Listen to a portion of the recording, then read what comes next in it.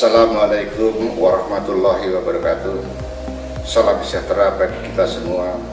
Om Swastiastu, Namo Buddhaya, salam kebajikan, rahayu, dan selamat pagi. Bapak Ibu yang saya hormati, perkenalkanlah nama saya Sri Guritno. Saya adalah praktisi kebudayaan.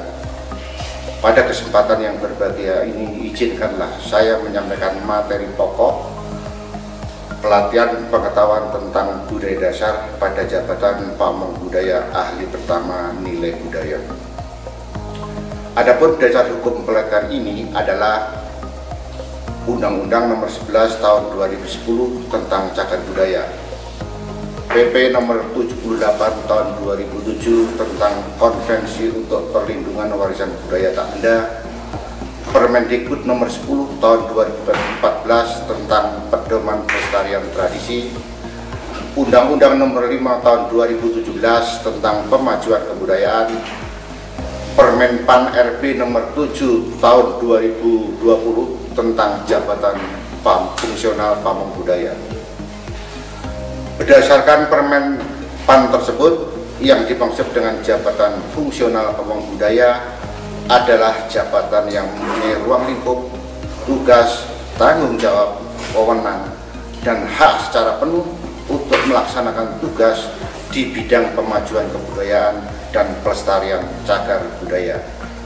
Dalam rangka inilah maka tujuan diselenggarakannya pelatihan Pamong Budaya Ahli Pertama Nilai Budaya ini adalah memberikan pengetahuan teknis untuk mendukung pelaksanaan tugas fungsi jabatan fungsional Pamong Budaya Ahli Pertama Nilai Budaya. Setelah mengikuti pelatihan ini, Pamong Budaya Ahli Pertama Nilai Budaya diharapkan mampu menginventarisasi, memetakan, mengkategorikan, mensusun dan menganalisis nilai-nilai budaya. Mengenai metode-metode pembelajaran, dalam pelatihan ini dilaksanakan dengan e-learning dan klasikal yang disajikan secara interaktif melalui metode pembelajaran mandiri, diskusi, penugasan, ceramah interaktif, tanya jawab, praktek, dan disitasi. Adapun materi pokok yang akan disajikan dalam pelatihan ini adalah pengetahuan tentang budaya dasar yang mencakup pendahuluan, pengertian kebudayaan, unsur-unsur kebudayaan, kebudayaan daerah atau kebudayaan lokal, dan perubahan kebudayaan. Selain itu, materi pokok tersebut dalam pelatihan ini juga akan dibahas 3 sub materi pokok, yaitu pengertian tentang nilai budaya, tujuan pembelajaran nilai budaya, dan kebijakan nilai budaya dalam regulasi budaya di Indonesia. Bapak Ibu yang saya hormati, sebagaimana kita ketahui bahwa kebudayaan sebagai suatu konsep sesungguhnya telah banyak didefinisikan oleh para ahli ilmu sosial budaya. Namun demikian, definisi tentang kebudayaan yang banyak dikutip oleh para ilmuwan Indonesia dan juga sangat banyak mempengaruhi pandangan awam di Indonesia adalah pandangan yang dikemukakan oleh Ki Hajar Dewantara dan Kuncoro Ningrat. Bahkan pandangan Kuncoro Ningrat ini hingga kini masih banyak digunakan dalam kuliah-kuliah mengenai antropologi dan kebudayaan di Indonesia. Oleh karena itu, definisi tentang kebudayaan yang akan digunakan sebagai materi dalam pelatihan ini adalah definisi kebudayaan dari Kuncoro Ningrat. Menurut Kuncoro Ningrat, bahwa yang dimaksud dengan kebudayaan adalah keseluruhan sistem gagasan, tindakan, dan hasil karya manusia dalam rangka kehidupan masyarakat yang dijadikan milik diri manusia dengan belajar. Dengan demikian, kebudayaan mempunyai pengertian yang sangat luas, karena hampir semua tindakan manusia dalam rangka kehidupan masyarakat dibiasakan dengan belajar. Sedangkan tindakan manusia yang tidak dibiasakan dengan belajar sedikit sekali, yaitu tindakan refleksi yang berdasarkan naluri saja. Oleh karena luasnya pengertian tentang kebudayaan, maka untuk kepentingan analisa kebudayaan dapat dibagi menjadi 3 wujud, yaitu yang pertama wujud kebudayaan sebagai suatu kompleks dari ide-ide, gagasan, nilai-nilai, norma-norma, peraturan, dan sebagainya. Wujud kedua adalah wujud kebudayaan sebagai suatu kompleks aktivitas serta tindakan berpola dari manusia dalam masyarakat. Sedangkan wujud ketiga adalah wujud kebudayaan sebagai benda-benda hasil karya manusia. Wujud pertama disebut sistem budaya dan merupakan wujud ideal dari kebudayaan. Wujud ini bersifat abstrak dan tidak dapat dipegang ataupun diraba, karena tersimpan sebagai pengetahuan yang ada dalam pikiran warga masyarakat pendukung kebudayaan tersebut. Wujud kedua dari kebudayaan biasa disebut dengan istilah sistem sosial, mengenai tindakan berpola dari manusia itu sendiri. Sistem sosial ini terdiri dari berbagai aktivitas manusia yang berinteraksi, berhubungan, serta bergaul satu dengan yang lain dari waktu ke waktu menurut pola-pola tertentu yang berdasarkan adat tata kelakuan. Wujud kebudayaan yang kedua ini sifatnya lebih konkret daripada yang wujud pertama, sehingga dapat diobservasi atau didokumentasikan.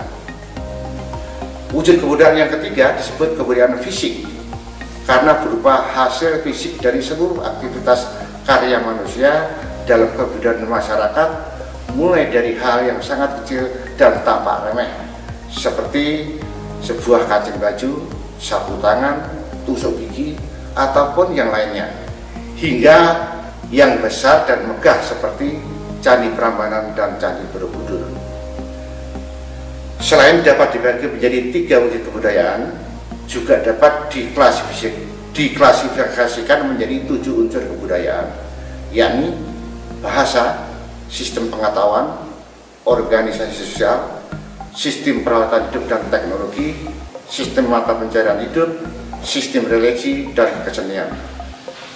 Ketujuh unsur kebudayaan ini disebut unsur-unsur kebudayaan universal, karena unsur-unsur tersebut pasti dapat ditemukan di semua kebudayaan yang ada di dunia. Setiap unsur kebudayaan di dalamnya terdapat nilai-nilai mengenai apa yang hidup dalam alam pikiran sebagian besar dari warga suatu masyarakat, mengenai apa yang mereka anggap bernilai, berharga, dan penting dalam hidup, hingga dapat berfungsi sebagai pedoman yang memberikan arah dan orientasi kepada warga masyarakat yang bersangkutan. Bapak Ibu yang saya hormati, mengenai kebijakan yang berkaitan dengan nilai budaya yang telah dilakukan oleh pemerintah, mengacu pada apa yang telah diamanatkan dalam Undang-Undang Dasar 1945, yaitu bahwa negara memajukan kebudayaan nasional Indonesia di tengah peradaban dunia dengan menjamin kebebasan masyarakat dalam memelihara dan mengembangkan nilai-nilai budayanya, yaitu dengan ditetapkannya Undang-Undang Republik Indonesia Nomor 5 Tahun 2017 tentang Pemajuan Kebudayaan. Di dalam undang-undang tersebut terkandung 4 hal strategis yang digunakan sebagai acuan oleh pemerintah untuk memajukan kebudayaan, yaitu pelindungan, pengembangan, pemanfaatan, pembinaan yang berkaitan dengan kebudayaan. Untuk lebih memahami tentang hal ini, Bapak Ibu dapat membaca modul ini dengan seksama.